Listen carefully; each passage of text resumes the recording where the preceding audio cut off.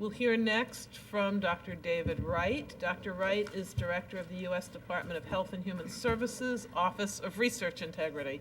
He previously served as Michigan State University's Assistant Vice President for Research Ethics and Standards, as well as its Intellectual Integrity Officer, where he oversaw most of the university's research regulatory compliance activities. So he has real insight into on the grounds at the university level operations. Dr. Wright is currently professor and chairperson of Michigan State University's Department of Community, Agriculture, Recreation, and Resource Studies. Oh, not anymore, okay. Thank you for joining us this morning. I've been at ORI for 2 years, but that's where I was previously. Thank you for the invitation.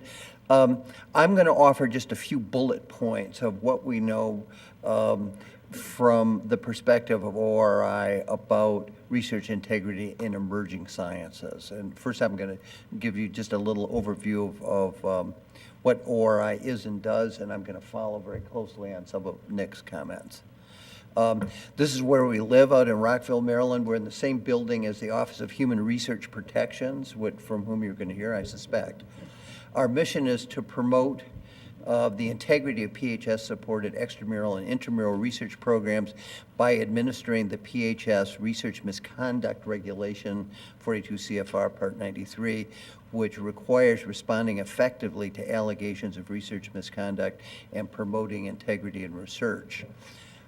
What research misconduct means specifically in the regulation is fabrication, that is making up of data or results and recording or reporting them, falsification, which is manipulating research materials, equipment, or processes, or changing or omitting data or results such that the research is not accurately represented in the research record, or plagiarism, which is the appropriation of another person's ideas, processes, results, or words without giving appropriate credit.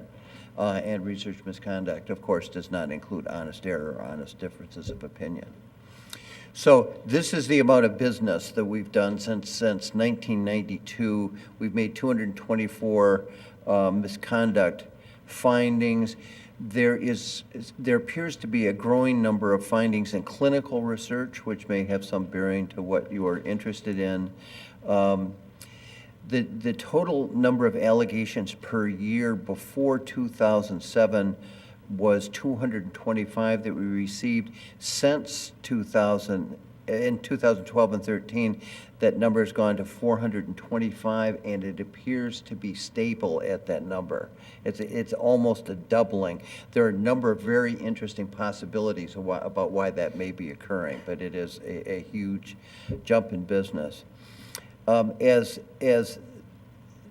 technology related to the production and dissemination of scientific data has changed, particularly programs like Photoshop and the use of the internet, science has become increasingly visual, and therefore the number of cases we get that involves images has grown pretty dramatically, and there's a short chart of that. So with that background, research misconduct issues appear to us to be mostly the same across disciplines and fields of research, regardless of that field's maturity, with some nuances.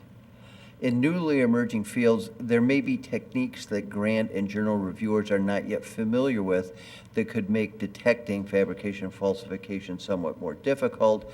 On the other hand, in hot new fields, more and more people are watching developments closely, making it more likely that misconduct might be discovered, and so those are offsetting.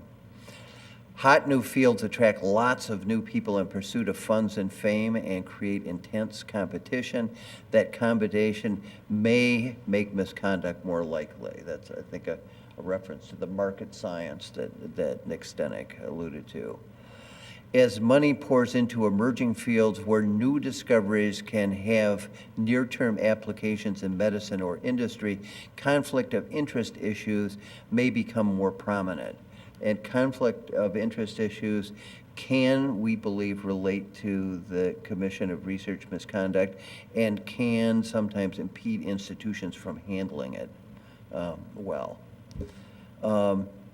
In clinical neuroscience, Publications, that should say research results, have evolved from case reports to results of hypothesis-driven research.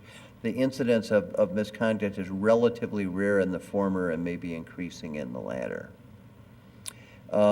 In terms of preventing research misconduct, there are two major approaches. One is the training in the responsible conduct of research, which Dr. Steneck alluded to. There's another approach which we endorse. We endorse both, but we think that the latter has received less attention than it should, and that is rigorous data management policies enforced by PIs who review all grant proposals and manuscripts, along with side-by-side evaluation of raw data supporting those proposals and manuscripts before they leave the lab, we believe would be crucial in preventing misconduct.